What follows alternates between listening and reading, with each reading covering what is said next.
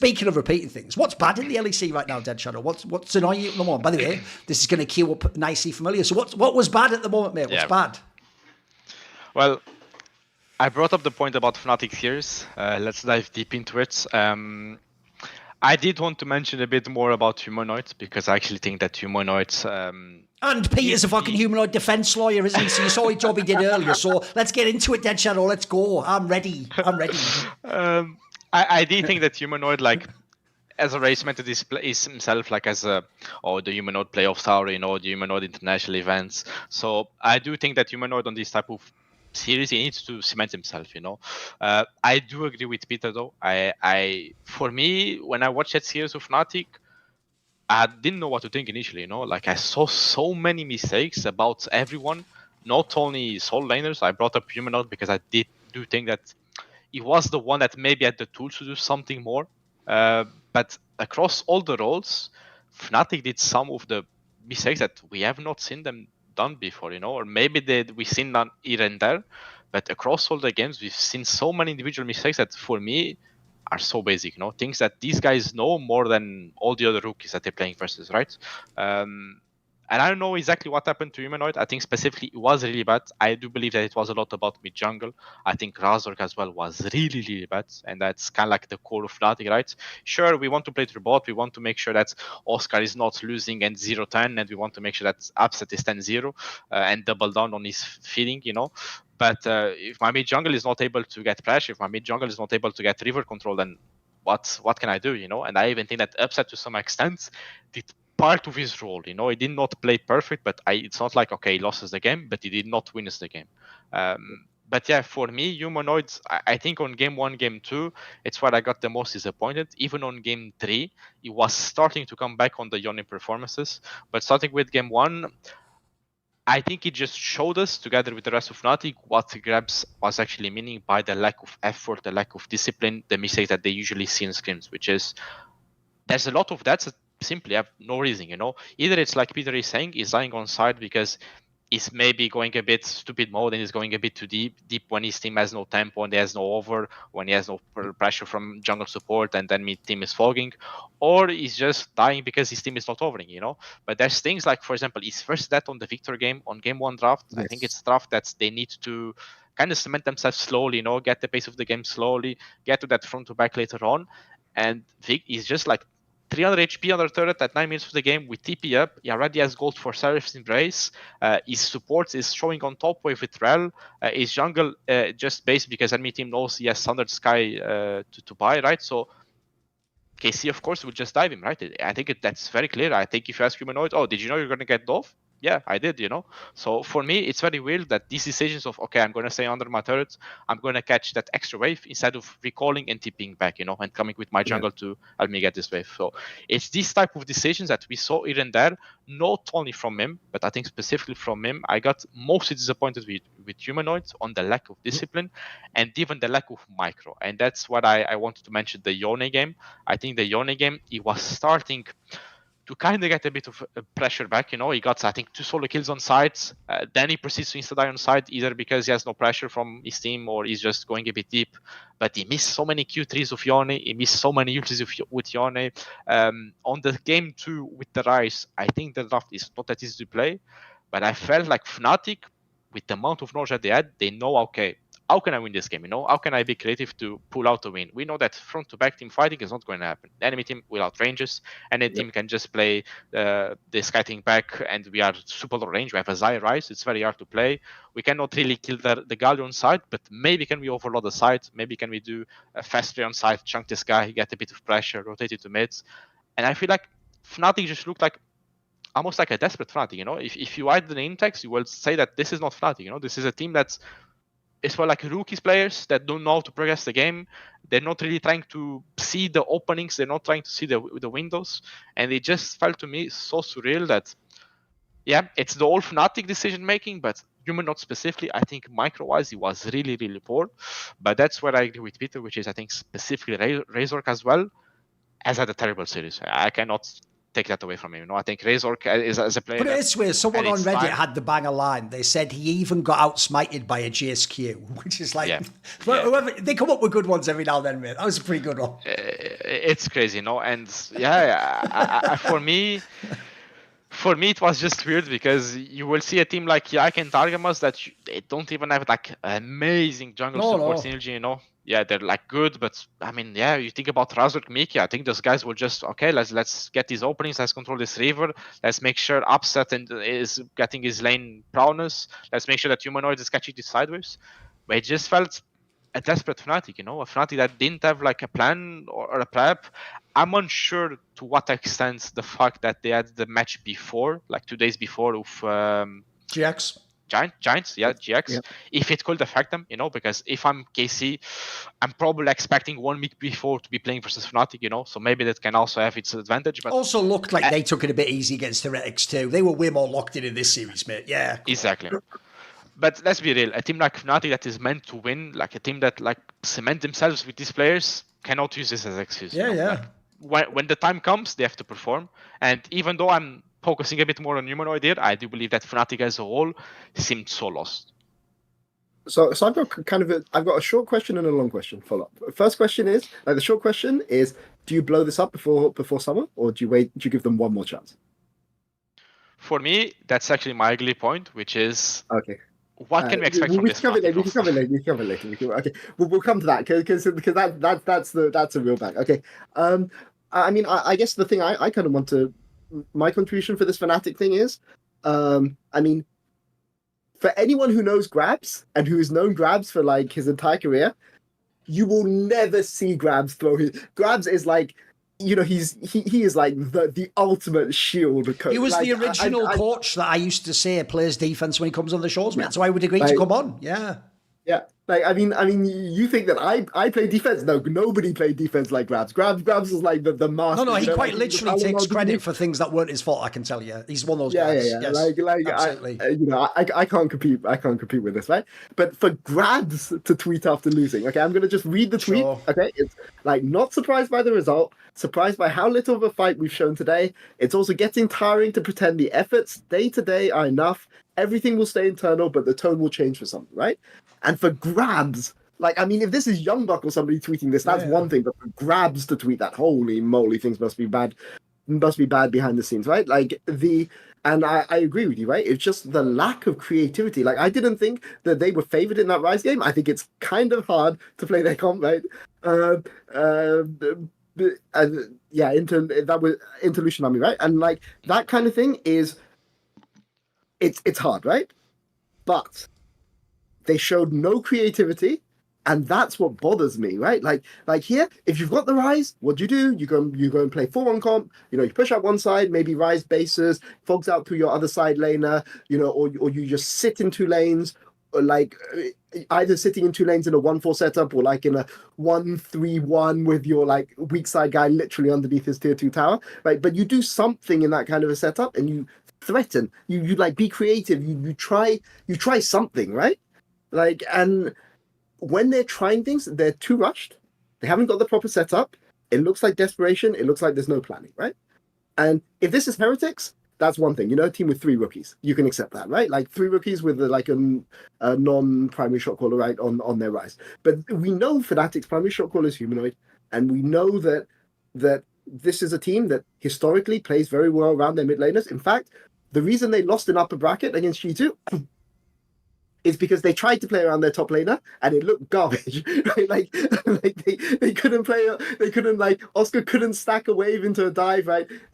So we were saying last week on the show, you have to play through Humanoid this week because playing through top lane isn't working out, and it looked almost as bad playing through top lane this week. Not quite as bad. It wasn't. Like last week was really, really bad, but this week was bad. But that they've spent like 10 times as much scrim time playing through Humanoid as they have playing through Oscar, right? And to me, that's really, really, really rough. And yeah, I mean, I wish so Upset, you can't really blame Upset because he has losing lanes and like losing early priority. Like it's not that easy to do something. I mean, maybe the criticism you can have of Upset is maybe he should think about picking the Dravens a bit more and things. Sure. You can't really blame him. Like that's like a soft thing, right? Yes. So I think he's the one who kind of escapes it the most. And it's not like Razok had nothing, right, in the series, or Mickey had nothing in the series, but they just weren't doing anything, right? But my criticism of them is that, of Razok and Mickey, because these guys are like top one in their roles, right? Like in potential. Yeah. They're not playing through Humanoid. And Humanoid is dying in a lot of very, very, the kind of way that a gold one analyst on Reddit can see that is a bad mistake, right? You don't need to watch a show like this first to tell you that like he's running it down. Like anyone can see he's running it down, right? But yeah, for me, I was disappointed because although, you know, they even had an advantage coming into the series because Casey had to play the day before, right? They even had an advantage and they couldn't capitalize on it. And to me, it's very, very disappointing, right? And that's kind of all I have to say. Sure. I mean, first of all, I will throw this out there that if you actually go, and I saw there was like a translated comment that like Targama said, I think in French, I'm going to assume on some stream, because obviously all those people go back to their like local streams and tell all the gossip and all that. Supposedly, he'd even said something like quite politely, apparently, that basically like the weakness of Fnatic's the solo laners, like despite the fact, by the way, for some bizarre reason, Oscarin had decided to start trash talking. And like, for me, I don't know if you're aware of this, but one, that guy's actually a real Korean mate that was in like semis and worlds. Like, your trash talk isn't going to get to him. And then two, I don't think he gives a fuck about you, mate. You're just some guy, again, who I said looks like Leonardo DiCaprio playing, what was the joke I had? It was like fucking... it's Leonardo DiCaprio playing Max Waldo in the LS biopic. That's what you look like, Oscar did. So first of all, you look sprout-faced, mate. You look like you just came out the womb 4 seconds ago. So the trash talk didn't work, and also heavily backfired on you because you got absolutely dunked on. So the problem is, right, basically, that Targama's comment, I think is quite telling, because what he'd said was that this was the team they scrimmed the most. All you need to know is this. If you saw the All-Pro team, the All-Pro first team is the KC top side and the Fnatic bot side. So I actually think that implies, like, even KC think the bot lane of Fnatic is actually better. But the problem, as you're getting to there, Peter, is good luck already having a bot lane. Like, spoiler, they've tried that in fucking MCOI. It doesn't work. You have to have the rest of the map as well. Like, you can't get that fucking... this is one of the reasons I'm with you. Upset carries the least actual blame for this one. Certainly did not carry, and I'm with you. There are times I would like to see him be the one who's balls, but I've told people this story before.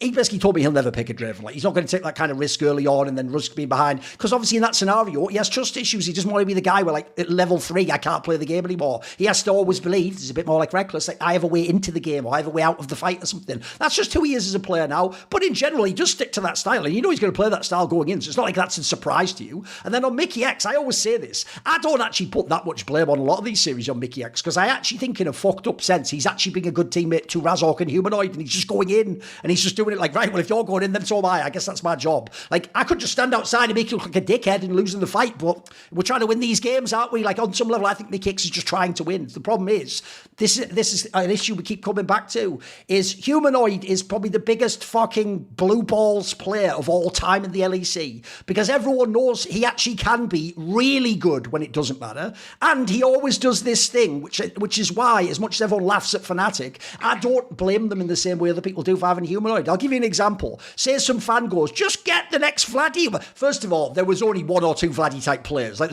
everyone thinks there's 15 of them in the RLs, that's why everyone swaps out, but as you can go and ask those, the Vitalities, the SK, all the other squads, the big problem with Humanoid is this: he is better than all those other players. He's just not as good as the absolute elite ones. So you're actually in the nightmare scenario in sports where if you kick him, you could be worse. But if you keep him, you won't win. But you also can't get the player who's better than him, especially now that Cap's reside. So you also can't.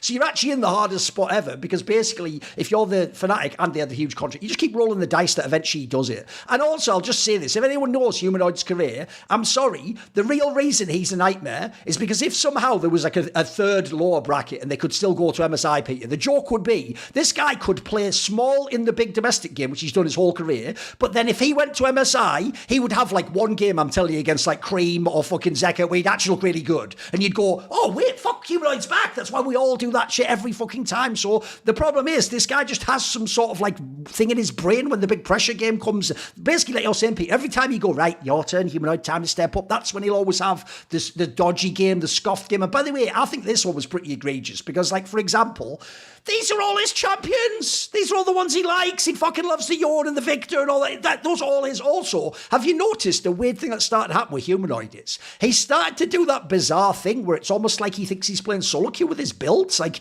he does builds that, like, start to go down a pathway. Like, how was that going to win the game with this comp for? You know what I mean? Like, you're doing a weird... Like, that doesn't make sense to go to that next. Like, surely you go towards this to have a chance to win the game still. So he's also got something weird going on in his head. And I'll just throw this out there as a last angle because I want to actually see what you guys think about this, which is, I'm sorry, I actually think the person who are you ready, Peter? I'll set this up very carefully.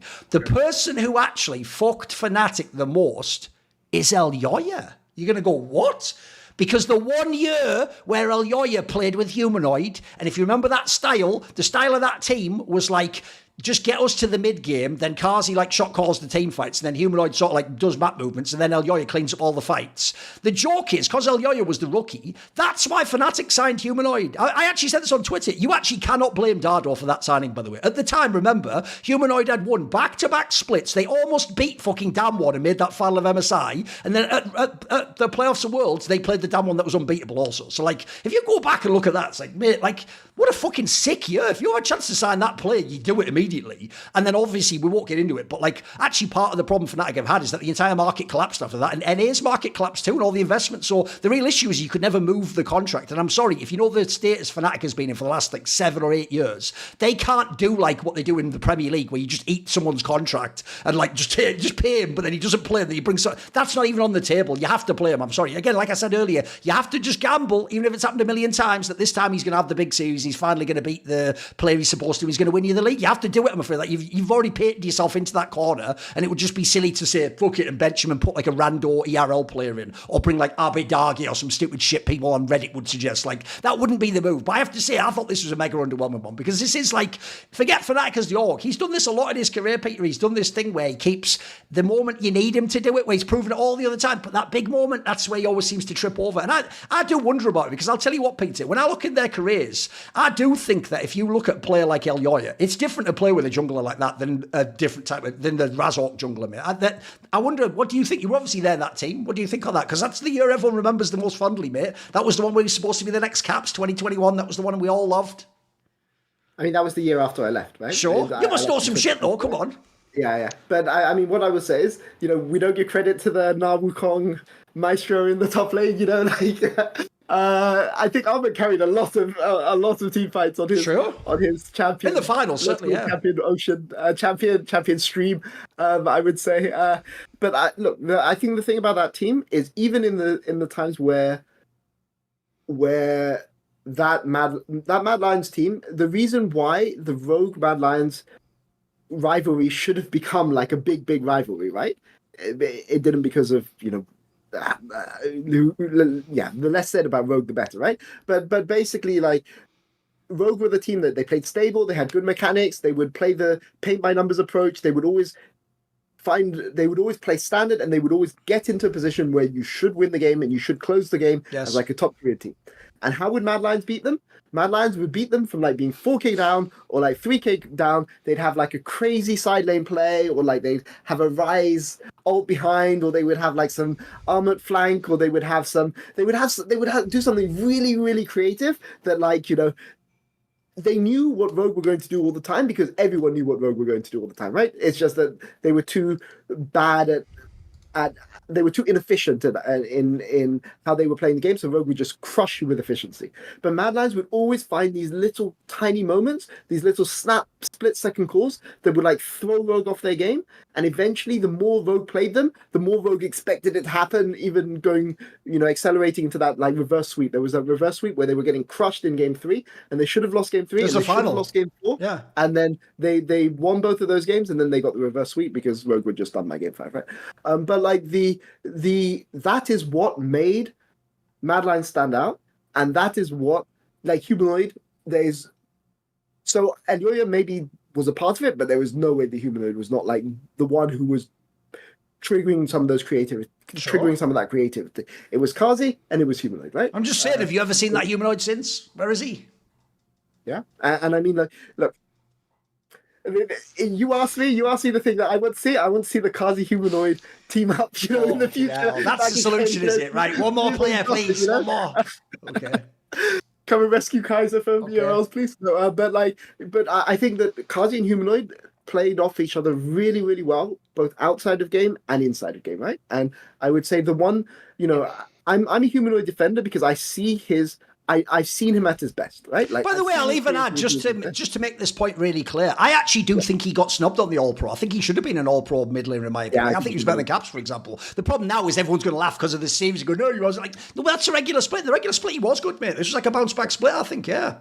Yeah, I mean, I think there's even an argument. So Jojo was second. I think there's even an argument. I think that's fair. Second. Yeah. I think I would have put Jojo second, but like if you put Humanoid second, I wouldn't like judge you. Like, who was the person who put Kamalu like first team? Like, I wouldn't judge you like if you put that on your ballot. But I mean, the thing is, so I've seen Humanoid at his best, but I also have seen him at his worst. Right, the times where things get really, really hard, really, really. Like, he sees things on a really high level, and sometimes when his teammates aren't on that level, he gets frustrated easily. And Kazi was really, really good at drawing the sting out of it whenever that happened. But the thing is, this is why it makes so little sense that this team performs this way, because there is nobody on this team who shouldn't be able to see the game at the pace that Humanoid is seeing it, right? Like, there were clearly some situations last year where Noah and Jun were like, especially Jun, right, in those playoff series against G2, like he was off the pace, right? And you could maybe say, like, my biggest defense of Humanoid is last summer, he was not the one responsible for throwing those leads. It was Noah and Jun, to me. Yeah, that's who fair. were like primarily to blame. But I have no excuse for him this split, right? Like, he is on a team with some of the smartest support in the league, a jungler who, at least in the early, a jungler who, even if he doesn't necessarily see the game in the same way in the mid game, is willing to follow your calls to the death, right? That's what you'll say about Razzle.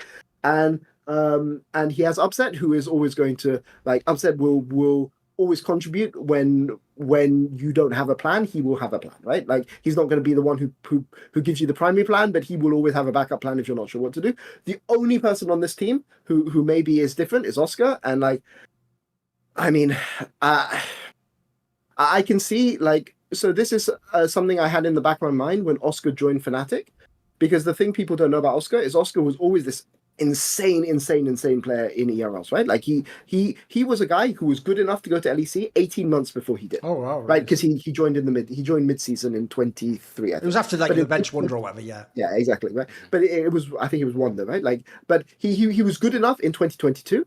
But the reason people didn't promote him is because there were two criticisms of Oscar, right? And I don't know if these are true now, but I'm saying in 2022, 2023, because we were scouting for top laners in this time period, right? So I know a lot about it. The thing people always said about Oscar, number one, needs happy team environment, really, really thrives with like positivity.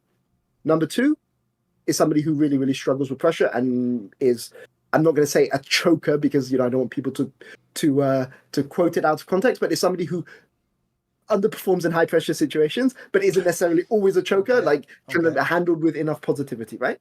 And to put that guy on a team with Humanoid, like, you better have like insane positivity. Like, literally everyone on the rest of your team had better be shitting sunshines and rainbows, right? If you're going to have those two. And you put him on Fnatic, right, the team that's always scrutinised. That's like joining Manchester United, mate. You're going to immediately, day one, you're going to have the pressure, yeah. Like to me, the fact that he was even able to develop onto that team is, like, because he got better in his first year. I think every year he's improved, mate. He looked really good earlier this year, yeah. Yeah, at least in regular season, but like his first 5 games on that Fnatic were dreadful. Like, he was, people may say, "Oh, you were bad now," but like he was shockingly bad, right? Like in that series. Ironically, I think it was a game against Evie, and like where they didn't have to go to the studio because I think he was. I remember this because it was us. We were playing super well from home, and then Fnatic got COVID. Or like one person on their staff got COVID, and then we had to play them from home, and then it took our complete momentum. But I remember that was the one. And then after that game, he kind of got confidence and he built confidence. And but he's never been like insane in playoffs. But for me, this is so to bring it back to Humanoid. This is my frustration, right? Because I can see the things that I've seen in like past teams with Humanoid. Like, I can see the issue in a Humanoid Oscar roster, which on an org like Fnatic. And I don't think there's any problem, I think, the rug got pulled under Fnatic. Like, obviously, Humanoid's contract now is a I don't know how much it is, but it's probably way. It's like probably like 2 or 3 times. I was told. I mean, look, it's ending this year, but I was told in past years that there's 0 chance this contract will get moved. He will just be here the whole time. I'd be like, and I think that at the time, if you thought esports economics would going to keep going high, I can't blame Dado too much, right? But and by the way, I'll even throw that out there. It's actually the LCS LTA one that kills you, because I think actually you would have, Peter. I think what eventually would have happened is you could have gotten like a Team Liquid or a Cloud9 to take this contract, or a Fly. Someone would have gambled from LCS eventually. You could have at least gotten like most of the contract, but the problem now is you're just getting none of it. You never get what this guy was paid. It was crazy money. Yeah, and I mean, I think I don't blame him for picking Humanoid, but I do blame him for not picking the right team around him, right? And all right, wait a minute. You're playing some defense now, because I noticed he took this digression there with Oscar, right, which is a good angle, because Oscar certainly hasn't been like top. I will say this, Peter. This guy had Wonder and still had problems. You know what I mean? Like, he's had a lot of people at this point in time. Him and Razork. The problem now is, I saw someone on Reddit say it, mate. I don't know if this is true, but this stat sounds right. They said Razork and Humanoid collectively in Fnatic have now had 14 teammates and 7 coaches. Bro, eventually they have to look in the mirror and go, I'm sort of the common trend in all these rosters. Like, it's just you. You're at this point, you keep saying, like, put with the right players. Who? Fucking Jesus and Gandhi. What teammates are we going to give these guys? Like, fucking hell, mate. Yeah. I mean, I think the issue is that, obviously, after Humanoid, there is a big fall-off, right? Like, I mean, yeah, like I said, it's hard to replace him. I don't know who I'd replace him with, but it's hard for me to say who you pull the trigger on. Yeah, I mean, when I look at Jackie's, like, Jackie's is not the guy. Like, I mean, Fnatic fans, be careful what you wish for, But, like, what I would say is you could handle it if you were guaranteed worlds, which Fnatic in past years have been that's a good point. Worlds, right? Yes. But now... There's a world you come fourth, though. Yeah, absolutely. Yeah, absolutely. Like, they're not guaranteed worlds at all. True. And I think that is, that's the problem. And, if there was, if we were playing triple elimination, I would still have a little bit. Go on. I mean, I wouldn't have huge amounts of faith, but I would still think that Fnatic. Of course you would, Peter. Of course you would. 20% chance, but I wouldn't say they had a 0% chance despite seeing G2 and despite seeing the G2 series. Put it this way, guys: the day that Peter ever actually does give on Humanoid, just run. At that point, the stock's 0. It's just tanked. Everyone's broke. He probably can't click a mouse at that point in time. Yeah, I mean, I would love to see Humanoid on a team with Kazi in the future, but yeah. In any case, like I think that the point, it's hard to know exactly what's going on behind the scenes. Again, people's reputation 5 years ago is not the same as their reputation now, right? Like, I mean, Upset's reputation as a passive, runaway team fighter, just preserving your KDA is not realistic to what's happened in the last 2 years and not realistic to the series, And if we're going to criticize Kalist for not picking Draven, it's the same logic that Upset not picking Draven. It's the same logic, right? Yeah. That we have in our mind. He's a bit more risk averse, but it's not like he's shirking his responsibility in team fights, right? He is going down with the ship, and I think whereas Upset 5 years ago he's not the same guy, right? So I want to hesitate. But just from what I've been told about people behind the scenes, and what I've experienced from people behind the scenes, it seems like a rough mix. But yeah, at some point, I mean, I really don't want to overgo your point. All right, I'll give you one point, Peter. I guess I was actually myself too reductive. Look, he has had 1 million teammates, so I would say this. I don't think it's fair to say he has to get 1 million more chances, because he's had a lot of really good teammates. But I'll tell you what, if you're going to go on the angle of he didn't have the right blend of personalities, all right, here's what they maybe should have done, but it's too late now, is maybe we should have given him 1 year with Jankos or something like that. Maybe that's the sort of, but then again, to be fair though, I say that. Last year we would have said if you give him Mickey X, that'd be it. You know what I mean? So it's like, again, how much does this fucking guy need, to perform? Come on. Yeah. Pull your finger out, as we say in England. See more cool, funny, interesting clips based on topics from my content? Well, subscribe to this channel then, or, be a pleb and don't.